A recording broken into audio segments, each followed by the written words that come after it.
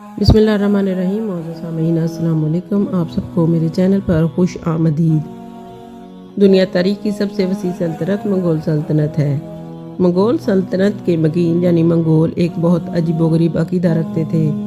उनके नज़दीक पानी का एक देवता था और एक ड्रैगन पानी के अंदर रहाइश रखता था, और वो किसी भी नदी, चश्मे, दरिया, समुद्र में इंसान के नहाने या कपड़े धोने से गज़बनाक होकर तूफान भेजकर उस बस्ती को गर्काब कर देता था।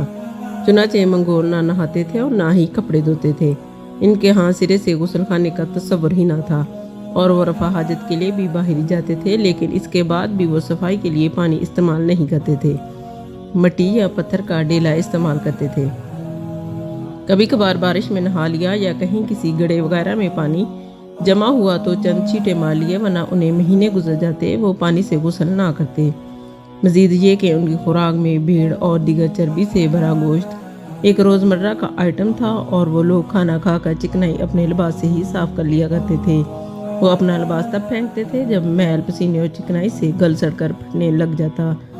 मंगोल जब सफ़र करते तो अपने घोड़ों पर सफ़र करते हुए आगे बढ़ते तो कई मील दूर से उनकी बदबू आने लग जाती। ऐसे उन्हें पता चल जाता कि आज मंगोल आ रहे हैं। बेशुमार किस्म के अमराज, जिनमें जल्दी बीमारियों से लेकर कातल स्याताउन तक शामिल हैं, मंगोलों को लाहक होते रहते थे।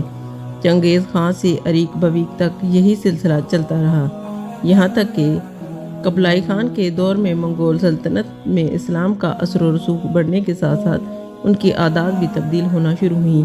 बिलखसूस चगताई खान के इस्लाम में शामिल हो जाने के बाद इस तरह जब ये सल्तनत हिंदुस्तान, फारस और वस्ती चीन की हदूद तक पहुँची तो इन अक़वाम का भी तर्ज़ ज़िंदगी मंगोलों तक पहुँचने लगा, और ये सब काफ़ी हद तक साफ़ सफाई पसंद होने लगे।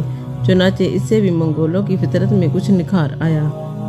वीडियो पसंद आई हो तो मेरे चैनल को सब्सक्राइब कर दें, लाइक शेयर कर दें।